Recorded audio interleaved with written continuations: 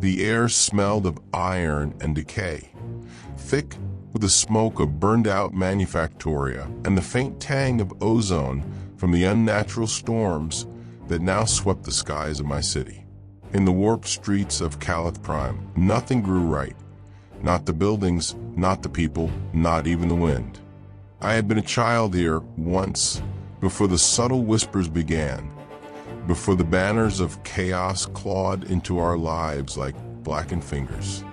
Now at 27, I was a civilian, though the word civilian had lost all meaning in a world ruled by gods of ruin. Every morning began with the same ritual. I awoke to the sounds of the city groaning under its own corruption. Skulls embedded into the stonework of buildings rattled as the wind passed through them, clattering like teeth. My neighbors, if they could still be called that, muttered prayers not to the emperor, but to something older, something cruel, something that watched and smiled when a man's sanity snapped in half. Food was scarce, though there were those who offered it freely. Slathered Nicor, seasoned with arcane blessings of pain and mutation. At first I refused. At first I resisted. But hunger is a patient teacher. And the whispers promised, oh, how they promised relief. And so I ate, and I began to feel the first small tendrils of change curling inside me.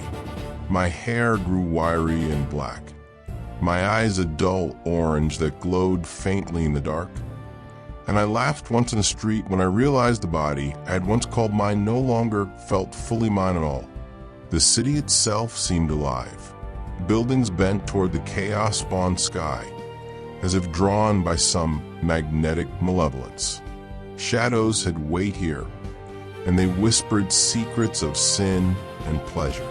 At night, I walked streets lined with shrieking banners, where children played a game of flensing each other alive, laughing as limbs were torn and reattached in impossible, heretical forms.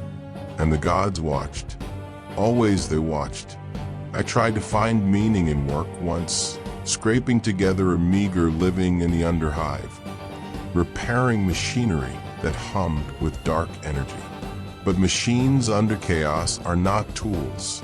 They are conduits. One day, a simple cog I had installed screamed a language of fire and bile. And I understood then that my labor had been feeding something enormous, a hunger that no human could ever sate. And the city, as if aware of my comprehension, shifted around me, the alleys rearranging themselves into an endless spiral of despair. Yet there were moments, brief, terrible moments of beauty. The firestorms at dusk painted the clouds in molten gold and crimson. I would sometimes see a demon drifting above the ruins, its form impossibly delicate, and I felt a strange kinship, as if in some small way I belonged. But the belonging came at a price. To feel such awe was to court madness.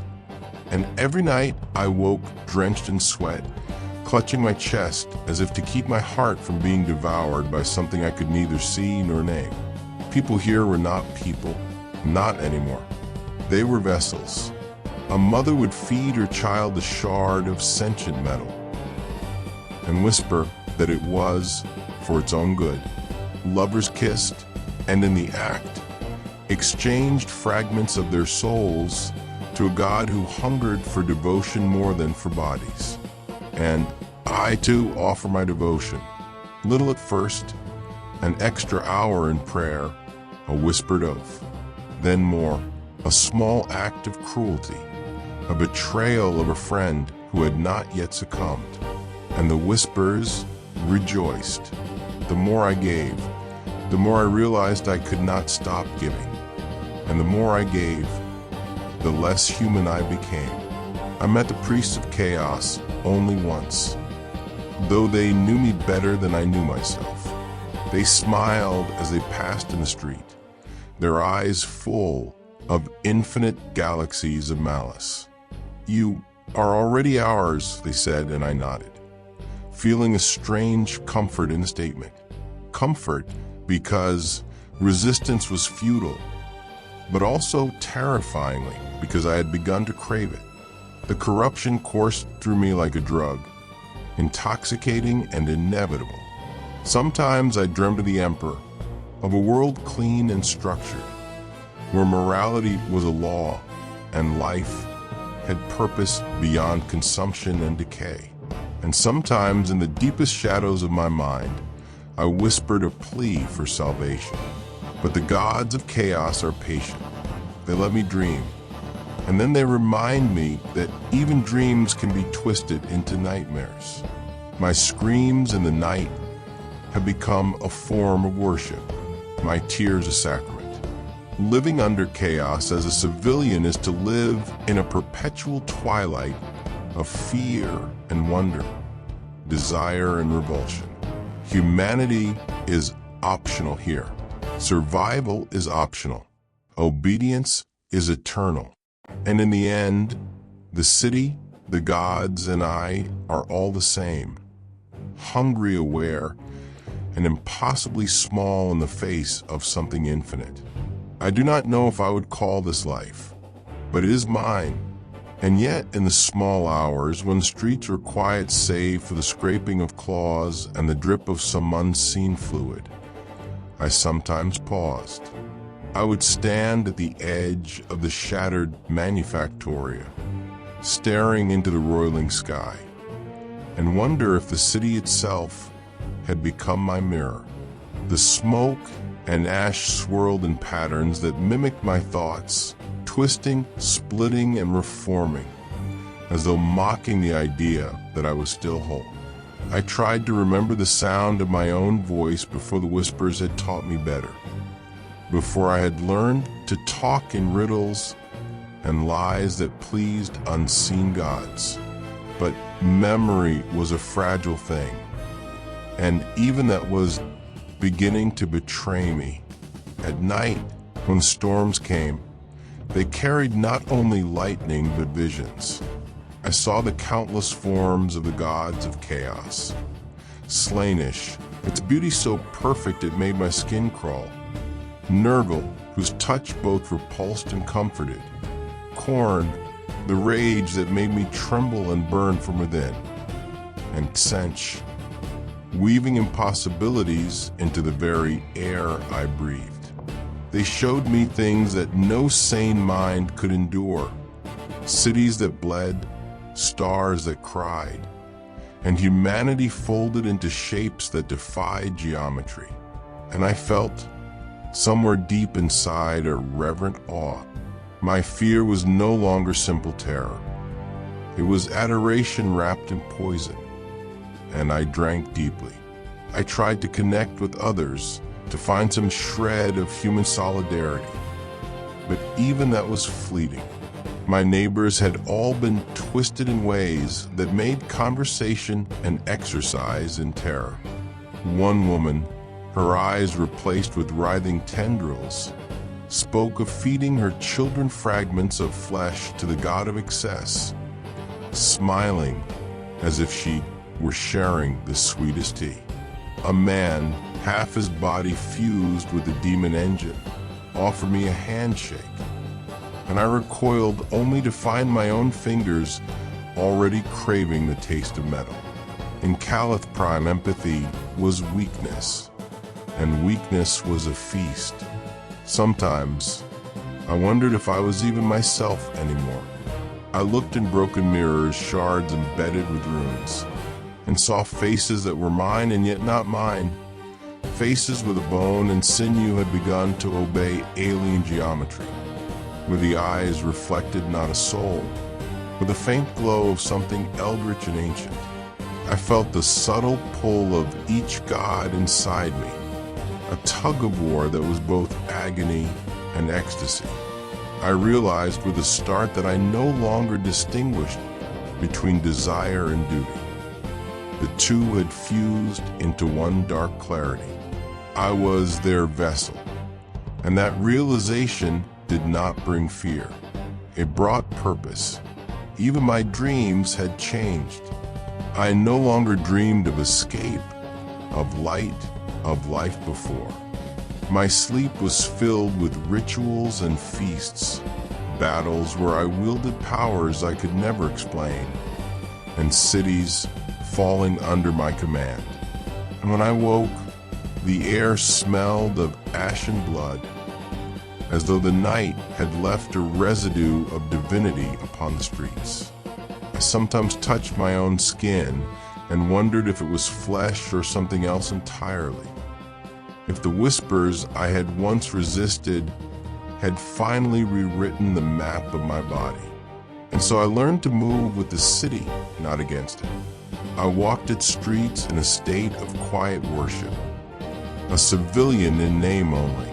I bought and sold what little remained, offering obedience in exchange for survival, yet finding the exchange increasingly hollow, for survival had become secondary to the slow, insidious thrill of devotion.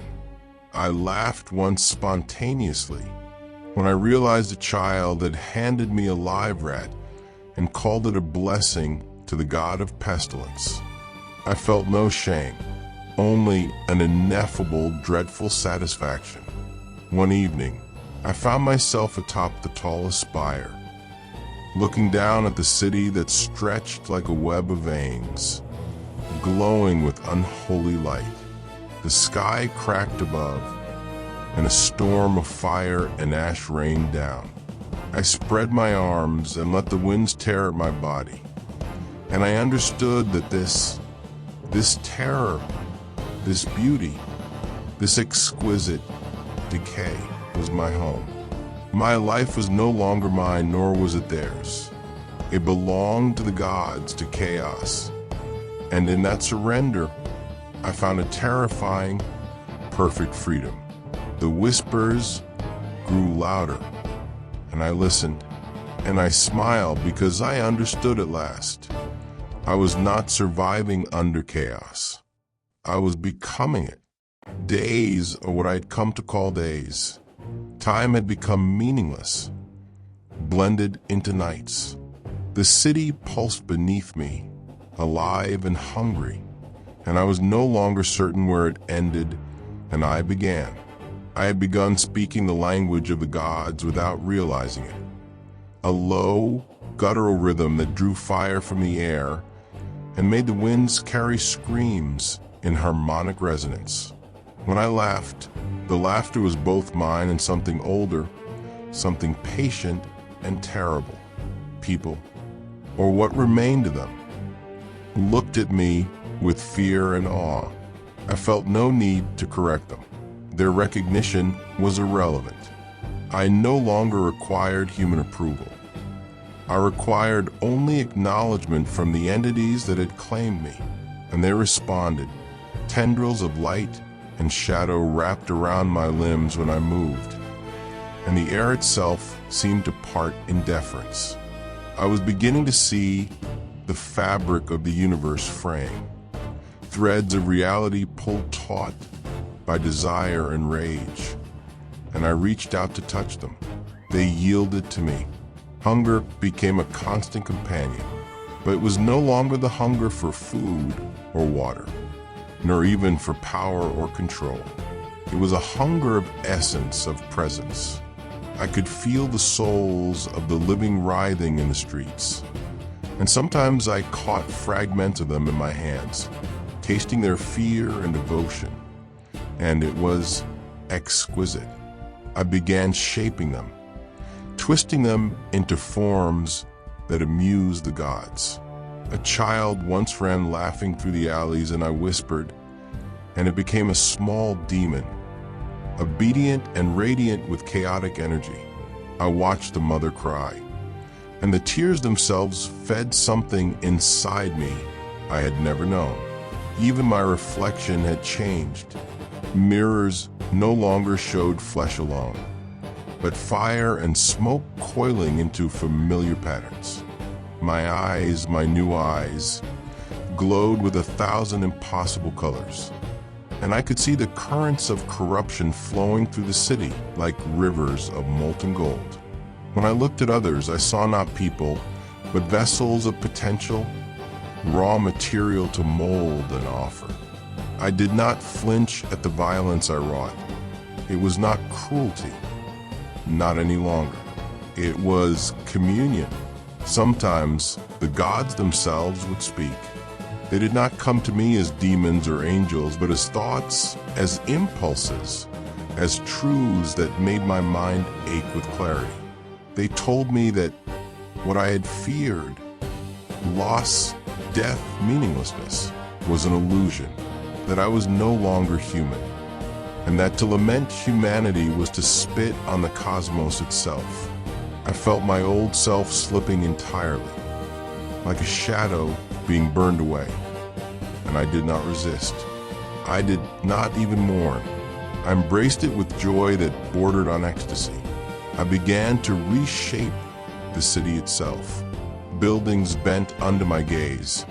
Streets turned and folded as if reality were a living canvas. Entire districts trembled and shifted to my will. And the screams of those trapped within were music. They were sacrifices, yes, but also creations, offerings of raw experience to the gods. I was no longer a servant or a follower. I was a conductor, a prism of chaos, a node through which divinity flowed and multiplied. And still, the whispers persisted. They told me that I had not yet truly crossed the final threshold, that to be complete, I must surrender all remnants of mortality, memory, self, hope, fear, and allow the gods to remake me entirely. I climbed to the tallest spire, higher than I had ever been, and looked down at the city of fire and shadow I had forged. The sky split open, and a storm of blood and lightning poured from it. I stepped forward, and the wind tore at me, carrying the cries and laughter of all those who had come before me. I felt my bones unmake themselves, my flesh dissolve into pure sensation, and my mind open to infinity. I was everywhere and nowhere at once. The city, the storm, the hunger, the fire, the whispers. I was no longer myself, and yet I had never felt more alive. The gods welcomed me fully, their voices harmonizing into a song of entropy and glory. My humanity was gone, a memory that made me smile. My soul had become a conduit, a living shrine to chaos, and I would endure as such eternally. As the city breathed around me, a world of devotion and ruin. And so, the civilian ceased to exist.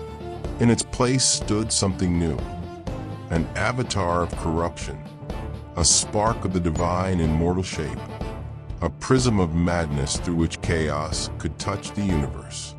Calith Prime was no longer a city. It was a testament, a monument, and what I had become was both its architect and its worshiper. I was chaos, and chaos was home. Centuries passed, or perhaps mere moments.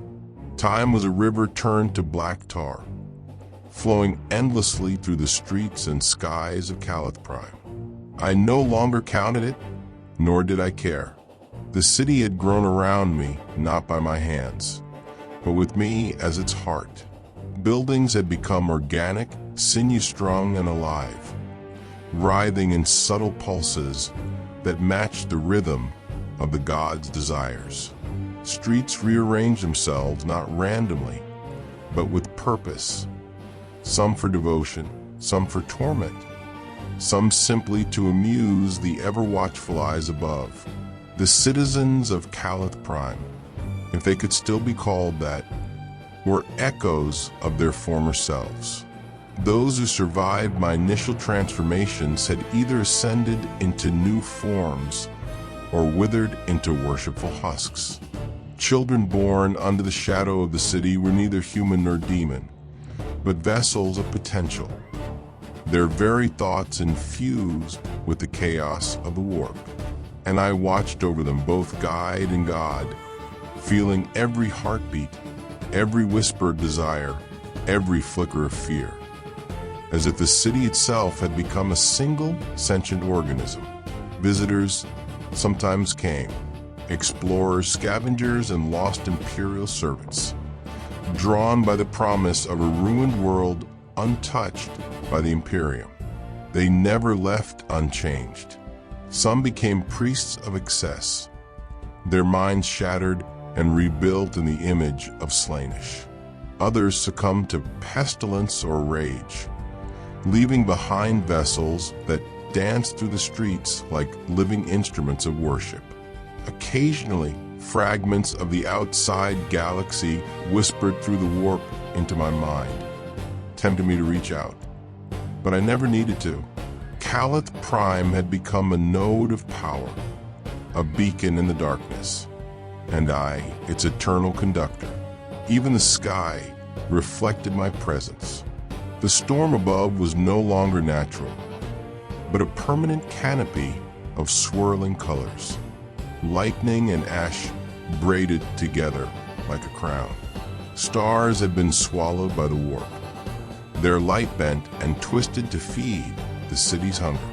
The heavens themselves trembled, distant worlds feeling the faint tug of my influence as the gods laughed in delight. I was no longer an individual, no longer a citizen. I was a signal of force, a prism through which chaos flowed into reality. And yet, there were moments of strange beauty. I would walk or drift through the streets and watch the city grow, feel the pulse of its life in tandem with my own. I would see a building twist itself into an impossible shape, a bridge folding like paper, a fountain of molten silver singing in impossible harmonics, and I would laugh, not with joy, not with sorrow, but with understanding. Creation and destruction were one here indistinguishable, and I was both the instrument and the composer. The whispers never ceased. They grew stronger, more insistent, yet no longer commanding. They conversed with me. The gods treated me as a peer, a fragment of their will-given form, capable of both crafting and consuming, of delighting and punishing. I shaped the city as they shaped me, an eternal dance of entropy and order, pleasure and terror. And when I tired, I let the warp flow through me freely, allowing the city to rearrange itself in ways even I could not predict, letting the gods themselves sculpt my creation. Over the centuries, the stories of Calith Prime spread in whispers across the galaxy. Some spoke of it as a cursed world, others as a monument of enlightenment. Ships vanished trying to map its streets, and those who survived returned forever changed. And I, ever present, ever watching, understood that this was the destiny of all mortal ambition, to dissolve, to feed, to become more than themselves. The city was a living testament to that truth, and I, its eternal witness. I was no longer a civilian. I was no longer human. I was an eternal prism of chaos, a god among the damned, a shadow of infinite power in a galaxy that trembled at the edges of understanding. Calith Prime had become not a home, not a prison, but a cathedral of existence itself, and I was its heart. And so I endure always, watching, shaping, feeding. The galaxy whispers, the warp hums, and I smile because I have learned the ultimate truth. To serve chaos is not to lose oneself. It is to become everything, to touch eternity, and to realize that mortality was never meant to hold you at all. Centuries, or what passed for centuries, folded upon themselves. Time had become meaningless, stretched thin, and warped like the streets of Calith Prime. The city no longer obeyed natural law. Buildings grew like coral, twisting upward and inward simultaneously.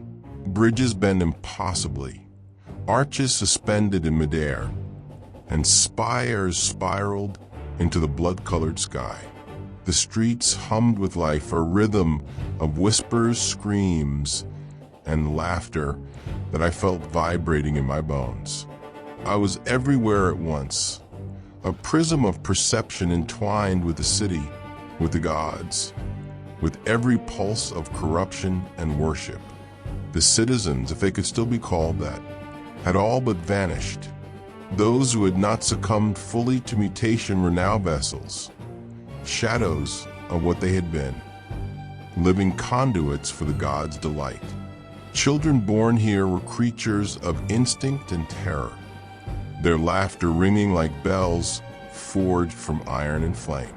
Travelers who dared enter the city became offerings or instruments. Some were twisted into grotesque idols, writhing statues of devotion. Others vanished entirely, leaving only echoes that fed the city's pulse. I observed, guided, and occasionally intervened, but always with the sense that Caliph Prime moved as much because of me as I moved because of it. The sky itself had become a mirror of our collective corruption. Lightning no longer obeyed physics, but traced runes of power across swirling clouds of crimson, indigo, and black.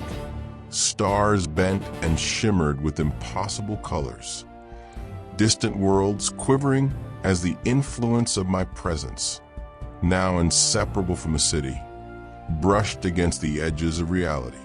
Occasionally, I reached through the veil and felt the pulse of faraway galaxies, sensing the faint ripple of chaos creeping outward, bending weak stars and vulnerable planets in subtle homage to what I had become. I no longer remembered my first steps into the city as a human. My past self existed only as a phantom, a faint whisper of hesitation before the hunger and desire had claimed me. I had become a conduit, an avatar, a living shrine to the gods. My mind spanned the streets, the spires, the alleys, and the darkened manufactoria. I felt the smallest heartbeat of a rat in the underhive and the distant pulse of a dying sun. All were notes in a symphony, and I was both composer and audience. Whispers became dialogue. The gods spoke not in commands, but in conversation. Sench offered me visions of futures unwritten, possibilities folding into themselves. Korn exulted in the destruction and fury that poured through the city. Nurgle chuckled in delight at the beauty of decay. Slaanesh whispered of perfection, ecstasy, and ruin. I understood them, and I answered not with words, but with creation and transformation, shaping the city and its inhabitants to their designs. My body had dissolved into sensation, my thoughts into patterns, my soul into the pulse of corruption itself. And yet, there was a strange beauty, a terrible and exquisite grace. I would drift through the streets and watch them grow, folding and bending in impossible geometries. I could feel every scream, every laugh, every act of devotion or despair. These were no longer individual events. They were threads woven into the tapestry of Caliph Prime, a living cathedral of chaos. I had become the guardian of entropy, the spark that made the impossible inevitable. Time passed, or perhaps it did not. Ships from distant sectors whispered through the warp, drawn to the impossible signals emanating from Caliph Prime. Some were consumed, others corrupted, and still others disappeared entirely. Entire worlds began to feel faint tremors, subtle and inexplicable. Planetary minds bending slightly to the pulse of a single mortal who had long since ceased to exist. I was no longer a man. I was not even a city. I was a force, a conduit, a prism of chaos through which the universe itself began to twist. And in those rare, quiet moments, when the storm above calmed to a faint simmer, and the streets stilled just enough to hear the heartbeat beneath, I understood the full truth. Mortality, humanity, restraint. These had been illusions, shackles that I had shed willingly. The city, the gods, the warp, they were all facets of existence. And I had become the lens through which all could pass, twisted, reshaped, and offered anew. Caliph Prime no longer had boundaries. The city bled outward, its influence touching the stars, reshaping reality subtly but irrevocably. And what I had once called, I was the axis of it all. The mortal self was gone. The whispers had become song. Chaos had become home. I drifted higher into the storm, into the swirl of fire, lightning, and ash, and gazed down at the world I had become. The city pulsed beneath me, alive, infinite, eternal. And I smiled because I had finally understood the ultimate truth. To serve chaos is not to lose oneself, but to transcend, to become more than flesh, more than mind, more than human. To surrender is to awaken. To obey is to create. To endure is to become. And so in the endless twilight of Caliph Prime, I remain. The city breathes with me, and I with it. The galaxy whispers, and I listen. I am the conduit, the prism, the cathedral. I am chaos, and chaos is home. The old world, the one I once knew, is gone. Humanity was a memory, fleeting and fragile. But in its place rose something greater, terrible, infinite. A vision, a force, a truth. And in that I found eternity.